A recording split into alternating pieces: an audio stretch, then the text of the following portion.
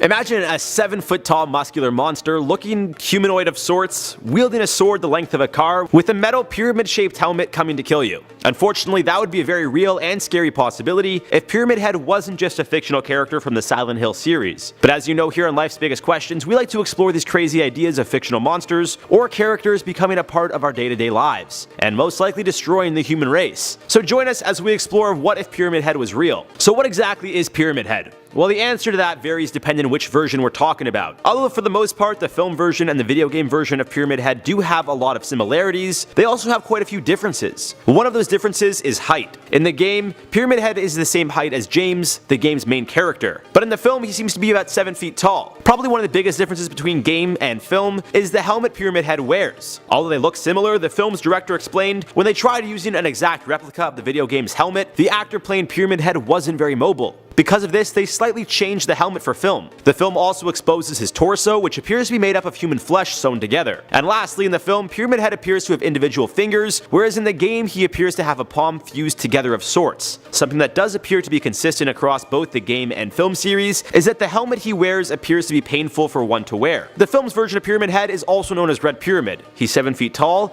has an insanely massive sword, is made up of muscle, and apparently sewn human flesh. What the hell is this thing? Who knows really? Clearly an abomination of some kind. One thing is certain, the way this thing kills is extremely gruesome. Throughout the film, he of course can be seen trying to use his sword, if you even call it that, to stab or cut. However, later in the film, he can be seen grabbing a woman by her throat, ripping off her clothes with one hand, and then ripping off all of the skin of her body as if it were a second layer of clothing. Now, I doubt any of you guys have ever tried to physically rip your flesh off, and I certainly hope you never have to experience that, but do you understand how physically strong you must be to rip off someone's flesh from their body? I mean, I know I said this guy's jacked, but this is next level. So how could we possibly stop this thing? Interestingly enough, when Pyramid Head gets shot by bullets, they seem to affect him, which is great because maybe we could simply shoot and kill him and problem solved. Unfortunately, it may not be that easy. For starters, I've been referring to Pyramid Head as a singular person or being, when in reality it's not. The film's director Christopher Gans explained there is not one particular or exclusive manifestation of him as an entity, and also suggested that Pyramid Head was one of the executioners in the original history of the town. And with that coming from the director himself, well, it changes things for us a little bit. Based on the information as per the film's director, I think a safe assumption to make about Pyramid Head is that he's a ghost of sorts. Maybe not your classic ghost that has a see-through body or cannot be physically touched, but more so a ghost or demon of sorts that haunts people who come through its home. Considering how the entity of Pyramid Head is based on executioners who previously lived in the town, it makes sense if these entities were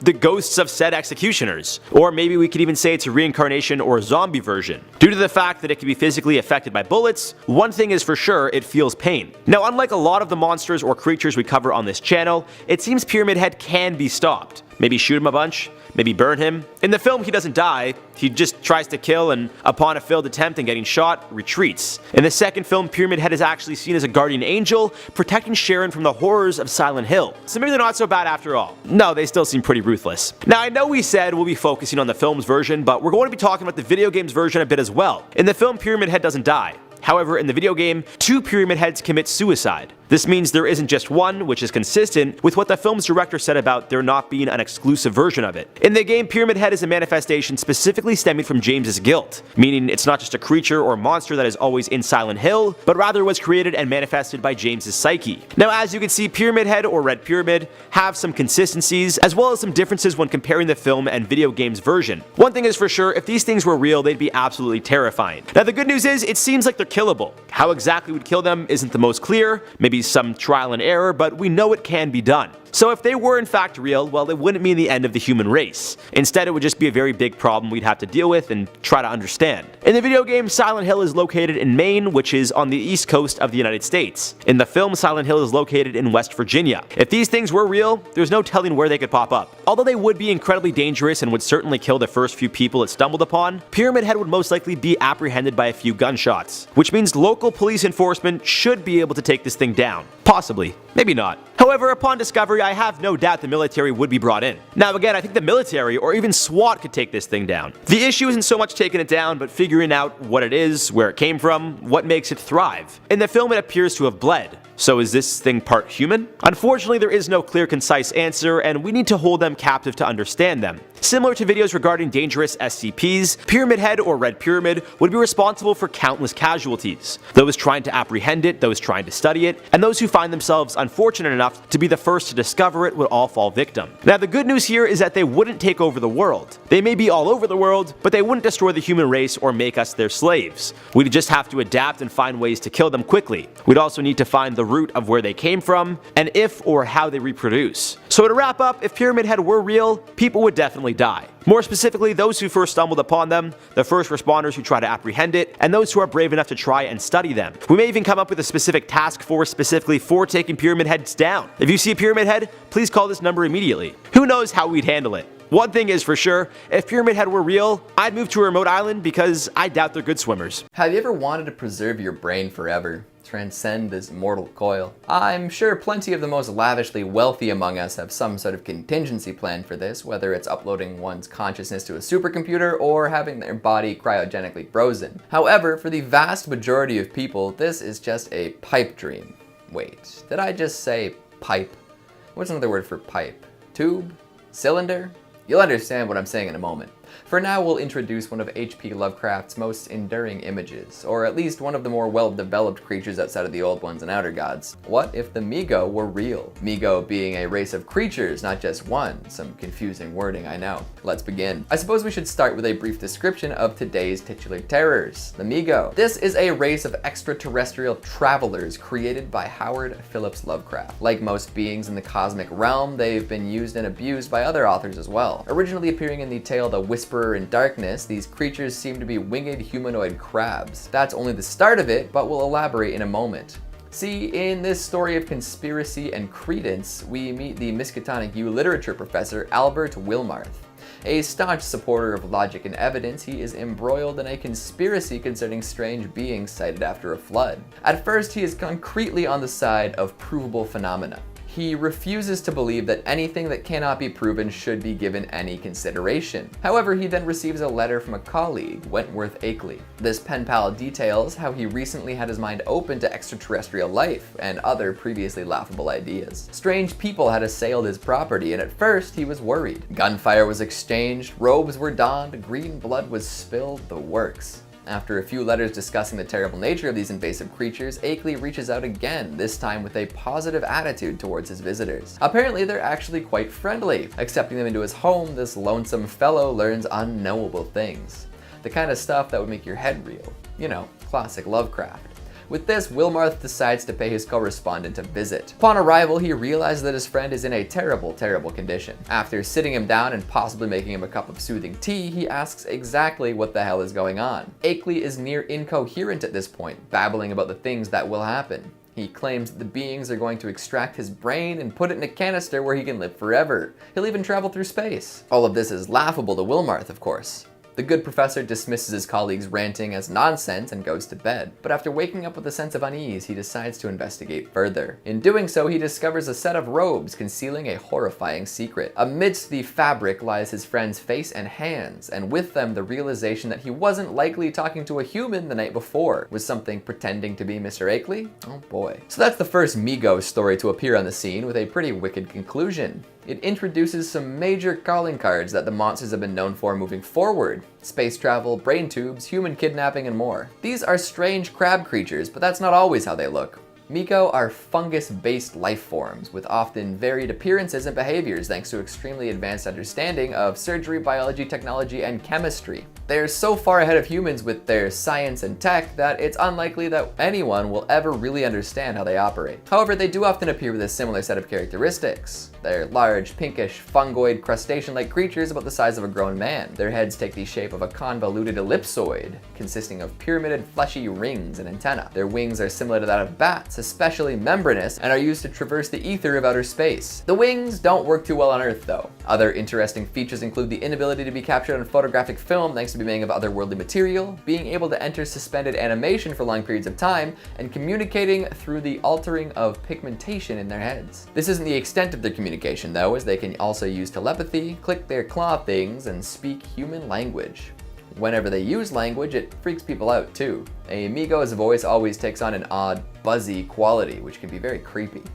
Now let's return to our talk of pipes, tubes, and cylinders. Remember how Akeley claimed that he could have his brain put into a canister of some sort and travel through space? Well, Migo are relatively infamous for taking human gray matter, still living of course, and placing it into brain cylinders. Their scientific advances allow for this odd behavior, and whether they're doing this experimentally or for other reasons is beyond me. The most common trip is between Earth and Pluto, or as some might call it, Yuggoth. If the prospect of your consciousness being locked away in a cylinder for all eternity is a little much, fret not. The Migo also have devices they can attach the tubes to enable sensory inputs once again. Think about it this way, you could see the cosmos from a mechanical body. Are they doing this to entertain or educate us? Well, like most things in the Lovecraftian canon, we'll never truly understand. They operate on a level that we as humans cannot comprehend, and as such tend to seem malicious or violent. However, that's just the way most people see things, and well, we don't really have the Migo perspective on this. Our opinion on them might also be negatively affected by the fact that they tend to hunt down and kill anyone who owns one of their sacred designs, found on the moons of Yuggoth. A lot of these designs can be found in the Necronomicon and Necronomicon adjacent resources, meaning that a lot of folks get murked by Migo for just having an interest in the occult. Just a few more assorted Migo facts before we get to the main question, I promise. This race has been said to war with the Elder Things during pre-human times, which is pretty much a guarantee that we have no chance against them. They've also attracted the ire of another popular Lovecraftian character, Hastur. The King in Yellow's cult is dedicated to hunting the Migo down, thus exterminating the fungoid threat. If Hastur feels like he has to fight against the Migo, you know they're for real. So now we can get into the question from the title, what if the Migo were real? I'm going to make a bold prediction here and say not too much would change. See, they love to experiment on people and toss them into brain tubes, but it's not like they're doing this on a large scale. They have their own agenda beyond anything the human race could ever conceive of, and I really don't think they have world domination on their minds. However, that isn't to say that certain people's lives wouldn't change. If you were one of the rare few selected to be turned into a mind pipe, you would then begin a journey that no human being could ever conceive of. It would be an absolutely dazzling journey through the cosmos, taking in things that nobody could have ever dreamed. That is, as long as the Migo give you the appropriate technology to work with. It could also be a terrifying, lonely, maddening journey through the universe. Imagine being just a consciousness suspended in a tube. No sights, sounds, smells, or other senses. It would be like purgatory almost. It's unlikely that a person could undergo that kind of deprivation and remain sane, let alone human at all.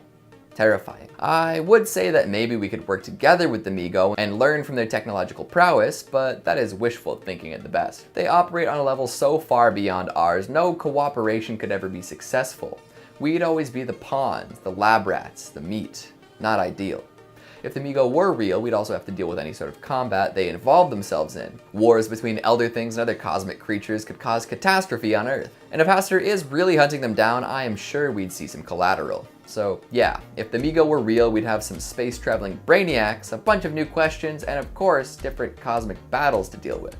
What a world, right? Monstro. Known as a whale of a whale, this beast is known for swallowing ships whole and being quite temperamental. One of the antagonists in the Pinocchio animated feature film, Monstro has also been featured in other animated films and shows, such as Monsters Inc. and The Little Mermaid, as well as video games such as the Kingdom Hearts series. With the body shape and teeth of a sperm whale, but coloring and underbelly of a blue whale, discovering Monstro in our waters would certainly make headlines worldwide. And today we'll be looking into what would happen if Monstro was real. Unlike most whales, which are relatively harmless for the most part, Monstro is quite the opposite. It seems Monstro lives up to his name, which means monster in Portuguese. Anyone or anything that comes remotely close to him is most definitely going to be turned into a meal. And it seems Monstro really doesn't care what he eats, which is why he's shown chomping on a school of tuna, is believed to swallow ships whole, and of course, swallows Pinocchio as well. Nothing is off limits for this large beast, whose temper seems to get the best of him more times than not. Aside from being large in size with 2 rows of jagged teeth, Monstro is also known to use his powerful tail to break things. Also an incredibly fast swimmer, it seems anyone or anything that is unfortunate enough to be seen as prey to Monstro is inevitably doomed. So how would Monstro being real affect our day-to-day lives? Well, as I'm sure you can imagine, it all depends on location. It seems Monstro is capable of living in the sea and ocean, so there's no way of really pinpointing exactly where he would live. Maybe he would swim around the world, just staying in waters that have plentiful food sources for him until they inevitably start to see decreases. This would then lead to him moving on to another ocean or sea. Regardless of where it is Monstro decides to settle and call home, you can be sure the waters would be considered incredibly dangerous. So much so, swimming or travel of any kind over the waters would be forbidden. But there wouldn't just be one Monstro. he's gotta have parents, and of course, he'd be looking to start a family of his own. Meaning it's very possible all of our waters, from the Pacific Ocean to the Mediterranean Sea, could be infested with Monstro and his distant family members. Of course, this would be incredibly detrimental to really anything water related. Shipping routes would be affected worldwide. Fresh fish would be more of a commodity. Cruise ships would be a thing of the past. Of course, some people would be willing to take the risk, but it'd almost be like having a real-life Jaws in our water. Unprovoked, Monstro would simply go after anything and everything that came near him. Unlike most fish or aquatic animals that aren't necessarily aggressive and will only attack as a form of self-defense, Monstro is quite the opposite. He's just a big old water bully. However, in the film, while Monstro is chasing Pinocchio and company who manage to escape his stomach by making him sneeze, Monstro ends up accidentally killing himself. That's right, it seems his need to eat the prey that quite literally escaped him is what led to his unfortunate demise. Cause of death? Rocks. Really big rocks. Monstro ends up swimming into a rocky cliff, which leads to him no longer being the biggest, scariest monster in the waters. So clearly, even though Monstro is large, he's apparently not as large as one may think. I believe an army would certainly be able to take him down, which would be great for research purposes. You bet your bottom that marine biologists would be all over Monstro, trying to understand what he is and where he came from. But there is also the fear that there are other Monstros out there. He's not the only one, which means the waters are still extremely dangerous. Aside from the money that would be spent trying to understand Monstro's origin and purpose, his species would also affect all marine life. As we've mentioned in countless videos, there's a very clear ripple effect that takes place if one species sees a significant decrease in their population. In regards to Monstro, it's unclear how his presence would affect populations of other fish. This is simply because he wouldn't have a specific prey. It'd be more so situational. Any fish or aquatic creature that comes near him is as good as dead. Because Monstro doesn't necessarily have a specific diet, it's very tough to determine which species would take the biggest hit in regards to their population numbers. One thing is for sure though, if Monstro was real, not only would we need to be more careful about traveling over seas and oceans, but beaches would also be seen as dangerous. Who knows how far up the shore this whale would be willing to come just to prey on something or someone. Now thankfully we don't have to worry about any of this because as we know, Monstro isn't real. At least, I don't think he's real. I guess we really don't know what's lurking around the depths of the oceans. But for the sake of our sanity, we'll just say he's not real. Hidden within the depths of the SCP Wiki is a treasure trove of deep lore, shadowy organizations, and fascinating details about your favorite anomalies that you just couldn't find by simply browsing through entries. Among the many tales of strike forces, insane doctors, and poor D-class subjects are little tidbits pointing to the existence of two major SCP cults. Or, if I'm going to be politically correct, new religious movements. Surprise, surprise, the Foundation isn't the only organization moving to collect as many SCPs as possible. Unfortunately, not all movements are aiming to secure world peace through the securing, containing, and protecting of the many anomalies that call planet Earth home. Nope, some are using the SCPs to leverage otherworldly power over other folks. It was bound to happen eventually. What if Mekhane the Broken God was real? So for anyone totally lost, let me start by saying that the Foundation doesn't exist in a vacuum. There are plenty of groups of interest out there that have a hand in anomalous creature capture and object retrieval. Two major groups that need to be understood before we get to Mekhane are the followers of the Church of the Broken God and the Sarkics. These two ancient enemies have been warring for centuries and will soon enter a war that will determine the fate of many universes. They are the worshippers of two separate gods who came together to create mankind. First is Yaldabaoth, who is the god of flesh and basic instinct. She gifted men with their shape and their corporeal bodies. Then there is Mekhane, the god of machine and intellect. He gave humans complex thought and intelligence. With these gifts, humans created mighty civilizations and complex machines. But as humans developed on Earth, Yaldabaoth became angry that humanity seemed to be leaving their base instincts behind in favor of logic and technology. As such, she attempted to destroy these creations so that humans would return to their animal forms she originally intended. To save humanity, Mekhane destroyed his body and built a cage out of the pieces to contain Yaldabaoth. Fragments of his broken body fell to Earth in many different technological forms so that one day he may be reassembled and repaired. So Mekhane is now broken, waiting for his faithful followers to make him whole again so he may lead them to mechanical glory, while Yaldabaoth wails against a weakening cage as her children escape through the cracks. If she's successful, Yaldabaoth would return mankind to the Dark Ages where flesh and disease rule.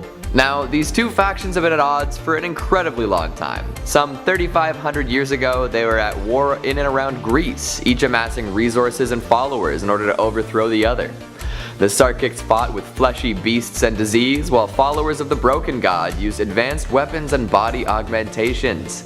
The struggle continued for ages until both factions fought themselves to ruin. Sarkics and followers of the Broken God ran out of resources, and they were unable to sustain the growth they needed to win a war. Instead, each group slunk into the periphery in order to nurse their wounds and re-coordinate. As this happened, both groups gained a cult-like status, existing in the margins while devout followers continued to practice in the darkness. Jumping back to present day, both factions are gearing up for war once again. Sarkics and their powerful priest-like figures Karsists have prepared massive flesh beasts and legions of warriors for the final battle. Followers of the Church of the Broken God have amassed followers all over the world, but even with massive advantages in tech, they don't seem to stand too much of a chance. As such, they've called upon others that are aware of the war, such as the SCP Foundation, the Global Occult Coalition, and the Horizon Initiative to step up and help. These organizations are hesitant to help though, as the victory of either side means irreparable damage to the world, and either machines or flesh totally taking over. The Foundation has actually seen the fates of other universes where these battles ensued through SCP-2510, which opens portals to 5 other worlds. These worlds range from barren to utopian, with a few disease-ridden flesh worlds in between. They're all examples of what could happen if either the Sarkics or the followers of the Broken God take the upper hand. At this point, it seems that Earth is the final frontier, and if it is lost to the Sarkics, it could ripple across all other observable realities.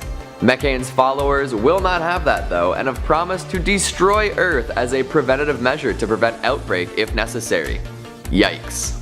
Like, we should probably side with the machines here, but that's a pretty grim scenario either way.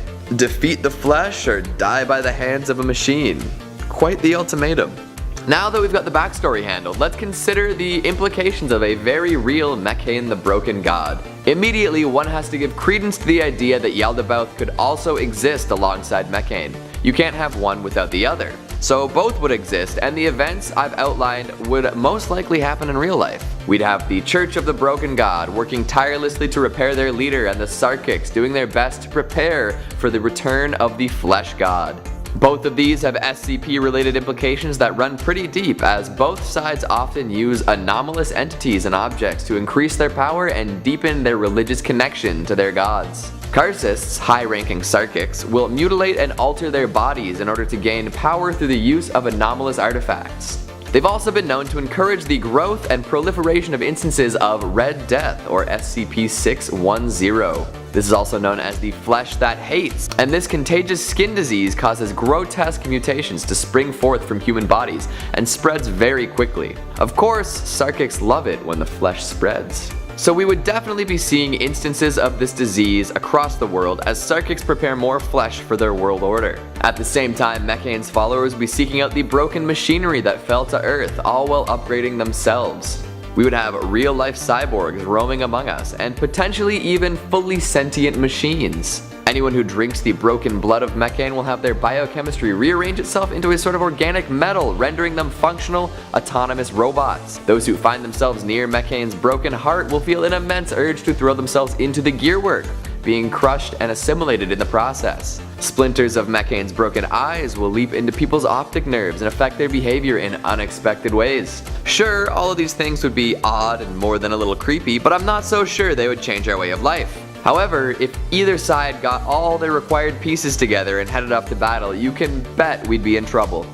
A war between machine worshippers and flesh beasts would be one of the nastiest, most destructive fights imaginable. The disease and pestilence spread by the palpitating flesh would make the plague look like the common cold. And the mass-scale destruction caused by giant machine weapons would be Pacific Rim level at minimum. At maximum, it would be like a nuclear fallout. No non-machines allowed to survive. And if we play this battle to its logical conclusion, we have either side claiming decisive victory over the other. There is no surrendering or calling off the war or retreating.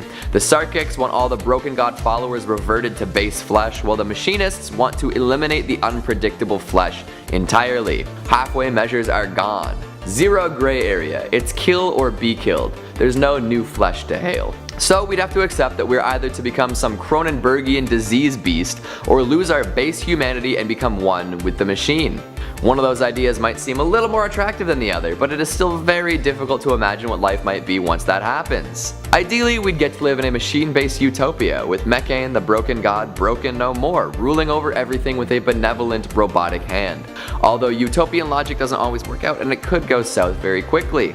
A machine with that much power would likely want us to rid ourselves of emotions entirely and eviscerate anyone who could not comply. No more love, no more happiness, just mechanical peace. Sounds quiet, I guess. The deep, dark depths of the ocean. Over 12,000 feet deep and covering an incredible amount of the planet we live on, it's not hard to see why we haven't explored all of it. Bad weather, ocean currents, overwhelming water pressure, all good reasons to stick to land if possible. Plus, people have been telling stories of aquatic atrocities pretty much since we first dipped our pinky toes in naturally occurring bodies of water. What could possibly be dwelling down below? Mythic beasts? Undiscovered underwater societies? Dinosaurs? If you answered dinosaurs, boy, you're in for a treat. The name Nezahal might be familiar to any fans of Magic the Gathering out there. One of the 6 elder dinosaurs, Nezahal, has the title of Primal Tide. Each representing one of the 6 types of mana, these ancient beings were held in stasis during Orzaka's long hibernation in the earth. Primal Tide is the aquatic variety, a manifestation of blue mana and the devouring depths of the sea. The other elder dinosaurs are manifestations of mana as well, with the titles of Primal Death, Dawn, Calamity, Storm, and Hunger. Definitely not creatures you want to mess with. Nezahal looks like a giant mix between a Liopleurodon and a Plesiosaurus and can slip away into the depths before reappearing to cause havoc. At sea, this beast is a force to be reckoned with, downing ships and other aquatic creatures in a heartbeat. If it were real, we'd be in for a hell of a time. But the first thing you have to assume if Nezahal came to life on planet Earth would be that the other elder dinosaurs would awaken as well. There's no picking and choosing here. If one awakens, so must the rest. The opening of the Golden City waits for no one. So now we have 6 ancient dinosaurs roaming the earth, each harnessing immense elemental power. Jurassic Park has nothing on these SOBs. If you thought that the T-Rex running free caused a lot of problems, imagine what would happen if dinos 10 times bigger with magic powers had the same free reign. Mass destruction. It would make for a wicked movie for sure, but we definitely don't want these guys ruining our cities and stomping our livestock. It would be like any given multi-monster Godzilla movie, and we do not have Pacific Rim style mechs to deal with that. Now you might think, hey, maybe they'll leave us alone. Or even better, maybe they'll just keep off to themselves and cause havoc in some far off place. Wrong. Mana users usually take umbrage with other mana users, meaning that they would seek out each other and try to destroy different colored dinos. Our blue boy Nezahal would team up with Tetsamak, Primal Death, and Zatalpa, Primal Dawn, before heading out to take on Itali, Primal Storm, and Galta, Primal Hunger. Once they got there, it would become very apparent that not everyone agrees on their alliances and enemies, and the fight would turn really ugly really quick. As a race, I don't think us humans are ready for the environment-altering disaster that would occur. So the fight would go on, and continents would shift, and the world would never be the same. But some of the primal dinos would die. Sad, I know, dinosaurs are sick as hell, and they don't usually fight for fun. Almost as tragic as the asteroid that wiped them out in the first place. But wait, if some dinosaurs were able to survive all this time, wouldn't that imply a wide variety of ancient scaly beasts living out their lives in secret? Yes, that is exactly what I'm implying. If Nezahal was real, that means that the other primal dinosaurs are, which should mean that the other less insane dinosaurs survived somewhere as well, because we would have figured it out by now, but enough to keep their tiny little dino society running behind the scenes. Granted, most of these would probably be deep underwater because that's the safest place for mass extinction, but dinosaurs nonetheless. We would have an ancient species roaming on the earth once again. Hopefully the fight between the elder dinos left us with a shaky alliance between them too, because we could use them for other things. Okay, specifically we could use Nezahal for other things. The others probably wouldn't cooperate, and we'd eventually have to take them down with nukes or otherwise, but Nezahal is the manifestation of blue mana. This mana embodies the concepts of logic and technology. The mana that seeks out perfection through knowledge, that sees the world as an opportunity. Within the world hides wonder and possibility. So I bet we could feed it enough fish and get it to side with us. We would have this giant Liopleurodon / Plesiosaurus to guide us through the depths, discovering whatever ancient aquatic dinosaurs, the likes of which we haven't seen since the Jurassic era. But where do we go from here? Well, did anyone ever play Zoo Tycoon with the expansion pack? Yep. We live in an era of unrestricted free enterprise, so we're getting dinosaur zoos. Oh hell yeah. Come on down to Nezahal's underwater dino zoo. $50 to swim with a Romuliosaurus. Watch the apex predators of their time tear through some fishy meals. It would be incredible. And what happens when you collect a bunch of ancient thought to be extinct dinosaurs and open a theme park?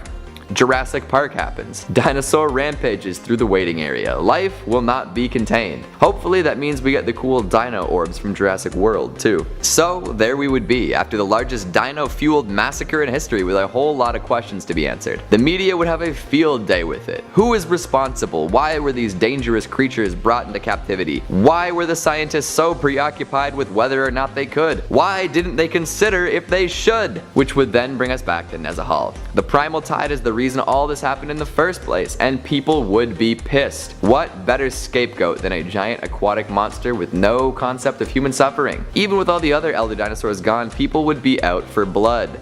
Dinosaur blood. Sure, it would take a while for the public to come to some sort of consensus on whether or not to kill the wave-running rampager, but in the end, the thirst for blood always wins. Humans don't forgive, we only forget. Nezahal would be sentenced to death, but he would not take it lying down. Actually, I doubt an aquatic beast that size could actually lie down at all. But back to the point I was making, Nezahal would be pissed that people are trying to kill it and would definitely go on a watery rampage. How many ships and subs would be sunk before humans could land a finishing blow on this crazy creature? Dozens? Hundreds? Well, in the end, the ocean would have one more giant corpse, and that would be it for the elder dinosaurs, an ancient race brought to extinction because people got mad.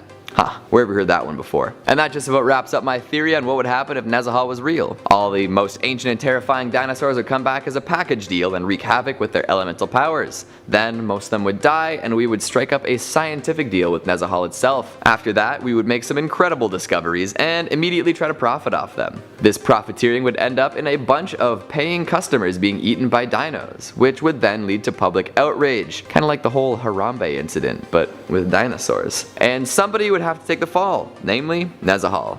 Rest in Pisces, you fishy friend, and may the waves carry you gently to your eternal slumber.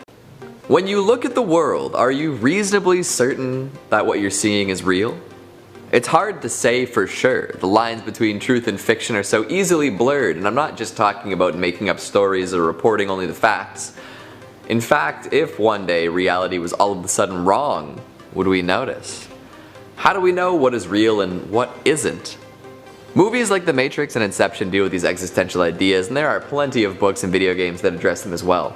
It's more than likely that your reality is very different than the reality of those around you. That's just how the mind works. Your experiences influence how you see the world, and we've all somehow managed to find certain things that we do agree upon. What happens when these common sense touchstones fade away though? Well, that's what we'll get to today when discussing the third member of the Eldrazi Titans. What if Kozelek was real? Before we get started, make sure you give this video a big thumbs up and subscribe for more planeswalking fun. Kozelek is the third Eldrazi Titan, with the other two being Emrakul and Ulamog. All three hail from the Blind Eternities, a kind of space outside of space. If you can imagine a doorway between places that goes on forever, you might be on the way to understanding. Maybe. Cosmic beings exist outside of our comprehension, so good luck wrapping your head around it. Being from a space outside of space, these big Lovecraftian monsters can move between planes and essentially sap the energy until the worlds cease to exist. Fun, right? Each has the ability to spawn a brood of miniature versions of themselves, which makes consumption of worlds so much easier. And so they go, moving from plane to plane, draining each of life energy and mana. Now we've discussed Emrakul and Ulamog before, and their unique methods of bringing populations to ruin. Emrakul loves to corrupt biological beings, while Ulamog will consume everything it can. Kozelek, the focus of today's video, prefers to distort reality and create never-ending nightmares. Known as the Butcher of Truth, Kozelek is the Titan of Distortion. When assuming physical form, it appears with vaguely humanoid anatomy. Instead of legs, there is a mass of tentacles, and in place of a head sits a complex orifice. Kozelek's body is covered with eyes, with many forming around its joints. One of the most anomalous features is the arrangement of dark plates that float around it. They surround Kozelek and also extend out from his elbows. These formations have been described as dark holes in reality, tears in the continuity. Kozelek changes the perception of reality for anyone unfortunate enough to come close, making it impossible to discern the truth. This makes it quite difficult for anyone to fight back against Kozelek, you know, because nothing is real and everything is wrong. It will turn allies against each other and put impure thoughts into the pure of heart. Emotions will be toyed with, inducing panic and despair. Some say that Kozelek embodies deception, puzzles, and the domination of minds. All of these ill effects are spread by Kozelek's brood, too. Basically tiny little Kozeleks, these have instantly recognizable eyes around their joints and lustrous black materials jutting out from their bodies. These black bits aren't the same holes in space though. Instead, these projections are used as weapons, rending the flesh of all who stand in their way. The brood could absorb flesh through just their presence, but prefer to take the messy route. Lovely. So now that we know of the nature of the Butcher of Truth, we can start to imagine what life might be like if it were to manifest among us in the world we know today. We can assume right off the bat that it wouldn't be good. Also, whatever we imagine here probably won't apply in the slightest because, you know, he warps reality across the board, causing confusion and panic everywhere. We would have to assume that the visions it would inflict upon us would be previously unimaginable, as is the nature of most cosmic horrors. So if Kozelek were real, it would inflict unending nightmares upon every individual it came upon. Each nightmare would be unique to the person it affected based on their perception of the world, how they view good and evil, and what they fear, along with more. This would cause plenty more discord, as no two people would see the same things anymore. Trust between comrades broken as their worlds swirled inside their heads. Our greatest thinkers, thought leaders, and creatives would have their perspective altered and would begin spouting madness. Lovers would find their partners disgusting, dead, or both. Or even crueler, the distorted reality would force them to take the lives of their closest companions. Despair and panic would reign supreme, and no one would know what to do about it. Any sort of plan would fall apart immediately after inception, as the rules that one was conceived under would rapidly change. Not being able to differentiate between your thoughts and a world around you is considered a sign of insanity today, but that would become the norm. And of course, as all of this chaos unfolds among humans, the Kozelek brood would sweep through, disemboweling and eviscerating folks with their onyx-like projections. No flesh would be safe from the dark, glittering blades and bludgeons. We'd be powerless to stop this, as in all likelihood, we wouldn't even know what was happening. The metaphysical world would no longer function as we understood before, rendering us lost and hopeless. This slaughter would continue until not a single human remained and our world was entirely drained of energy. It would collapse, leaving Kozelek and his drones to move on to the next. Such is the nature of an Eldrazi Titan.